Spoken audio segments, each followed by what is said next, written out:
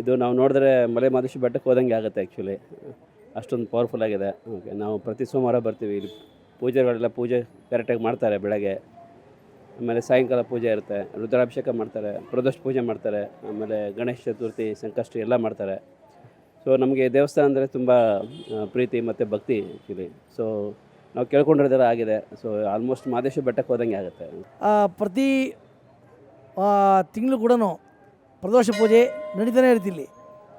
ಮತ್ತು ಒಂದು ವಿಶೇಷ ಏನಂದರೆ ಶಿವರಾತ್ರಿ ಟೈಮಲ್ಲಿ ಭಾಳ ವಿಶೇಷ ನಡೆಯುತ್ತಿಲ್ಲಿ. ಮತ್ತು ಯಾವುದೇ ಒಂದು ಪೂಜೆ ಪುನಸ್ಕಾರಗಳು ಶಾಸ್ತ್ರೋಕ್ತವಾಗಿ ಆ ಪಂಚಾಂಗಕ್ಕೆ ಅನುಗುಣವಾಗಿ ನಡೆಯುತ್ತೆ. ಏನು ಬೇಕಾಗುತ್ತೆ, ನಂಬಿಕೆ ಅಷ್ಟೇ ಬೇಕಾಗಿರೋದು.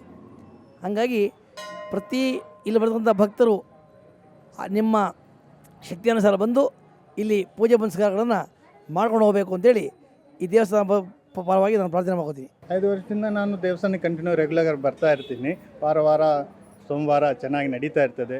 ಈ ಕಾರ್ತಿಕ್ ಮಾಸದಲ್ಲಿ ಡೈಲಿ ಬರ್ತೀವಿ, ಡೈಲಿ ದೀಪ ಹಚ್ಚಿ ಕೆಲಸ ಮಾಡ್ತೀವಿ. ನಮಗೆ ಒಳ್ಳೆಯದಾಗ್ತಾಯಿದೆ ದೇವರಿಂದ.